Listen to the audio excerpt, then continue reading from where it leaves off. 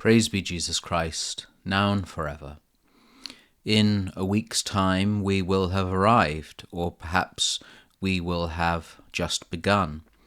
The journey of Advent will be over, and Christmas, the Christmas season, will have begun, the commemoration of the most stupendous day in the history of the universe, the Incarnation, the Word becoming flesh, God becoming one with us.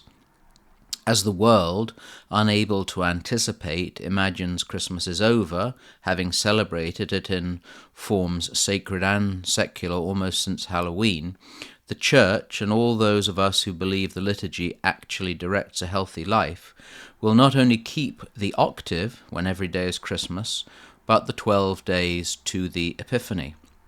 It is and should be a time of feasting and jollity, merriment and mirth. It's absolutely not the time to get back to reality when so-called reality is in fact unreality. Yet we are not there yet.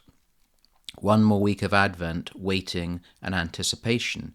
One more week for a good confession, some prayer and silence, and if we're very blessed, some recapturing of the innocent expectation of the child. Our meditation for this week ends, as it were, where we began, with a figure or two figures for us to imitate. God's creatures, not human creatures. I began Advent suggesting the humble donkey who served our Lord as a model for us, the tattered outlaw of the earth, as Chesterton called him. We remember him again at the crib or manger with his friend and partner, often equally badly treated, the ox. We know the ox and the ass are not actually mentioned as being present at the birth of Christ. They're a later addition to the story. However, why wouldn't they have been there? Most of the historical evidence suggests the stable was indeed the area of a cave in Bethlehem where the animals were kept. It was not Christmas card cozy, but it was not unusual that it became a dwelling for a travelling family for a few nights. St. Francis of Assisi, credited with creating the Christmas crib, most certainly included them, and he who in his lifetime was called another Christ, so closely did he resemble his master, may well have had a greater sense of history than the dreary biblical scholars, so eager to demystify everything except their own egos.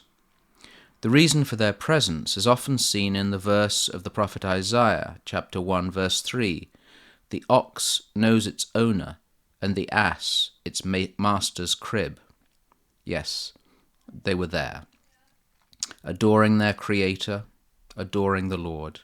Christ, remember, told his yoke was easy, told us his yoke was easy, and his burden light. For the ox, most of the time, his yoke was hard and his burden heavy, not on Christmas night. The ass, we know, served the Lord in many different ways, but his reward was to be there at the beginning, to share with the shepherds and the magi the moment when the world stood still. Do we know our owner?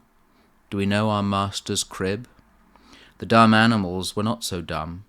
They knew from whence they came and who created them. The question for us who celebrate Christmas, for all who celebrate Christmas, including us, is, are we dumber than the ox and the ass if we do not acknowledge Christ, who is God? Brethren, be sober, be vigilant, because your adversary the devil, like a roaring lion, walketh about, seeking whom he may devour.